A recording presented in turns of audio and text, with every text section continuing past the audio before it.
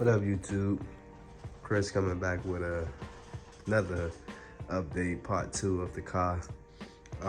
So I left off the last video and I couldn't get the car to idle correctly. So I was doing some research and somebody told me, I read a forum and it said pull the idle air control valve.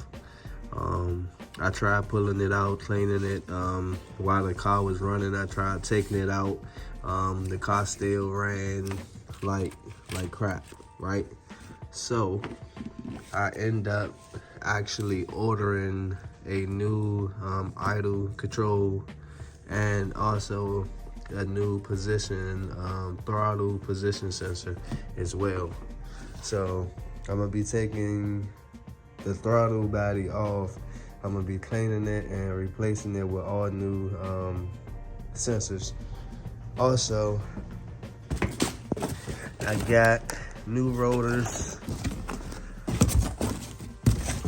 This is the gasket for the throttle body. I got new front and rear rotors. These are the parts. And as y'all guys can see, I got the SLP lid on. I just taped that hole up right there just to see if it was going to run correctly. So let me get started on this, and I'll bring you guys back when I get everything disassembled.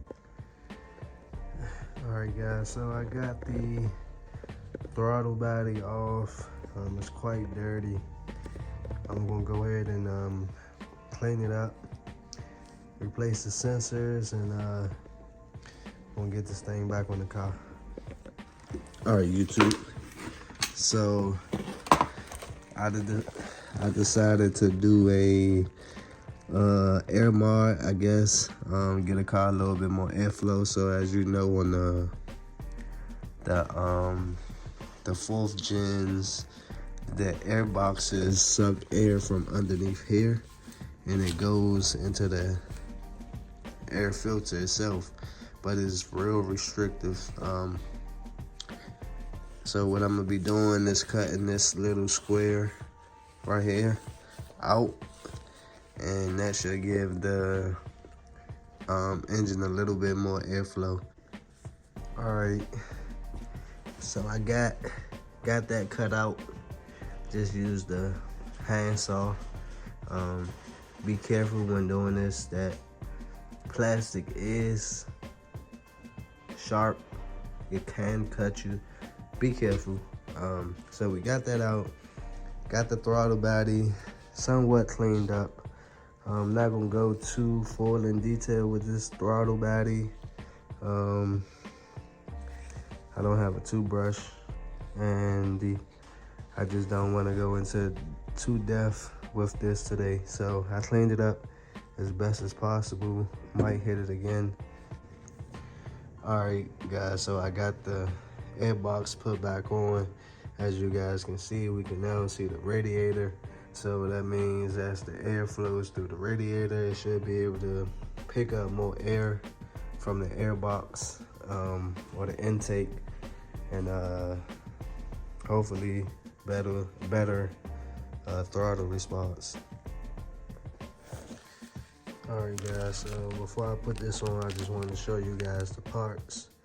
This is the new idle air control valve. It comes with 2 new screws, and also I picked up a new position throttle position sensor, and that comes with a gasket as well. Make sure you guys put the gaskets in, or you will have the same problem: too much air, a leak. I also bought a gasket to replace the throttle body as well. So I'm gonna go ahead and smack that on, and I'll be back. What up, YouTube? So today is the next day. Yesterday I was able to get everything back together with the engine. It's still early, so I haven't started the vehicle yet, but I'm pretty sure I took care of the problem. When I took the intake off last night, one of the intake gaskets had blew apart. So all my air leak was in the back of the intake. The gasket had blew apart. I'm not sure how that happened. Maybe I clamped it down when I put the intake on. Wasn't being careful, so I had to take it off, get new gaskets, put the gaskets back on, and make sure the intake sits flush on top of the motor before I tighten everything down. So hopefully that fixes that the air leak problem. I also added the SLP lid as well as cut the inside of the housing out for more air.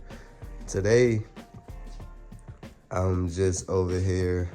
I'm working on the brakes. I'm gonna do all new brakes,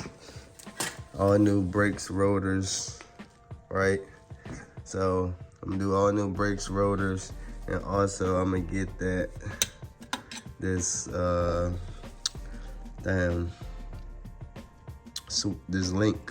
link bar out. It's not coming to me. Sway bar link. I'm gonna get that sway bar link out.